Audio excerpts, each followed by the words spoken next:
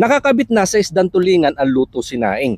Sino ba naman kasi ang hindi matatakam sa kapal at lambot ng laman? At habang tumatagal lalo sumasarap, yung iniinit-init panlaban sa kanin bahaw. Pero kapag pang-ulam lang naman sa bahay, nakakaumay din minsan. Kaya gawan natin ng paraan at mas pasarapin yung tira sa sinaing. Kaya sunod ko lang inayos mga gagamitin kong sangkap, sibuyas at bawang na panggisa, saka sili na pampadagdag gana, at pinigaan yung 1 kilo na niyog. Nagdagdag lang ako ng kaunting tubig at kinuha lang ang pinakakakanggata at isinilid yung tulingan sa palayok dahil dito ko na pagmamantikain. Nagpainit lang ako ng mantika sa palayok at iginisa yung sibuyas at bawang para lumabas na ang aroma. At inilagay ang pampainit na sili kasama ng 4 cubes na pampalasa at saka paminta. Dito ko na din isinama ang kakanggata. Pinakuluan ko lang ito saglit hanggang sa humalo ang mga sangkap. Saka ko isinalin sa palayok dahil dito ko na itutuloy ang pagpapakulo. Nakasalang lang ito ng mahina ang apoy dahil hindi niya kailangan ng mabilisan upang hindi masunog at dumikit ang laman. Kaya kung mapapansin nyo, halos uling na lang pang in sa kanin, saka ko ito iniwan. Makalipas ang ilang sandali, saka ko ito binalikan.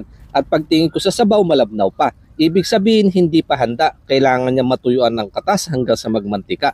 Kaya naghintay pa ulit ako ng ilang sandali. Luto naman na yan pero kaya pa naman tiisin ng gutom at mas maganda na ma-achieve yung desired na texture kapag kinain, fulfilled ang satisfaction. Ilang sandali pa lumipas, nagmamantika na. Kaya nagbawas lang ako ng isa at inayos naman ang aking lamesa. Maraming salamat po ulit, Boss Omar Primo. Ito na yung ginataang tulingan, evolution ng tulingan part 2.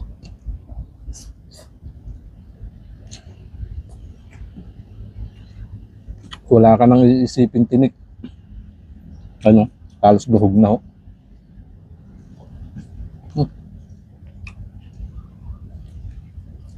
Yung mixture ho sa bibig ng gata, may konting tamis, saka yung asim, kasi may kamyas pa ho yan, saka anghang.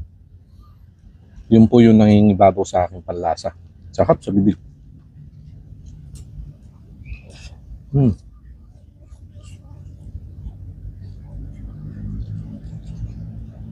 Kapag lalaman.